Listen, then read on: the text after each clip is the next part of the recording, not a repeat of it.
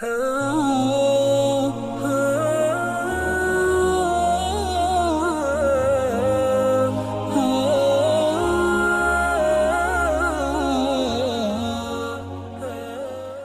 عورت کے شوہر کا انتقال ہوا، اس نے عدت وفات مکمل کر لی۔ بعض خواتین کہتی ہیں 10 دن اور عدت میں بیٹھنا پڑے گا، کیا ان کا یہ کہنا درست ہے؟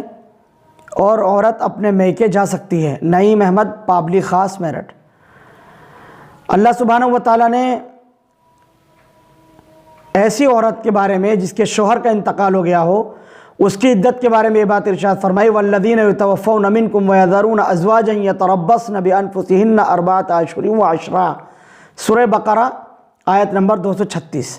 اس سے معلوم یہ ہوا کہ 4 مہینے 10 دن اس عورت کی عدت ہے جس کے شوہر کا انتقال ہو جائے۔ عدت وفات 4 مہینے 10 دن ہے۔ اگر وہ حاملہ ہے تو ظاہر ہے اس کی عدت وضع حمل ہوگی، بچے کی ولادت ہو جائے گی تو عدت پوری ہو جائے گی۔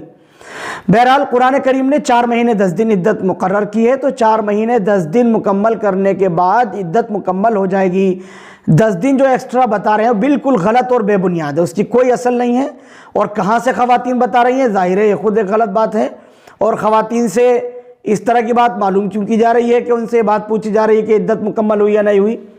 تو 4 مہینے 10 دن عدت ہے، اور 4 مہینے 10 دن کے اندر عدت مکمل ہو گئی۔ اب مزید عدت میں بٹھانا یہ ایک گناہ کا عمل ہوگا، اس لیے کہ کتاب اللہ سے ایک عمل جب ثابت ہے کہ 4 مہینے 10 دن عدت وفات ہے، تو اتنی ہی مدت اس کی عدت کی ہوگی، اس سے زیادہ عدت کے اندر بیٹھے رہنا یا 10 دن یا 1-2 دن بھی اضافی سمجھنا یہ گناہ کی بات ہوگی، گناہ کا عمل ہوگا، اس لیے اس سے باز آنا چاہیے۔ اور 4 مہینے 10 دن عدت کے جب مکمل ہو جائیں تو عدت کے ایام ختم ہو گئے، اب اپنے میکے میں بھی جا سکتی ہے، کہیں بھی آ جا سکتی ہے، کچھ بھی کر سکتی ہے، اور نکاح بھی کر سکتی ہے، نکاح کا پیغام بھی قبول کر سکتی ہے۔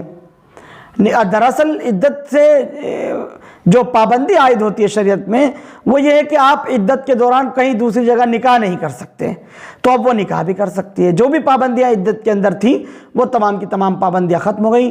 4 مہینے 10 دن اس عورت کی عدت ہے جس کے شوہر کا انتقال ہو جائے، اس میں اضافہ کرنا، اپنی طرف سے 10 دن بڑھا لینا یہ من گھڑت بات ہے، اس کا اسلام سے، اسلامی تعلیمات سے کوئی تعلق نہیں ہے۔ Thank you for watching Mufti Ashik Phulati.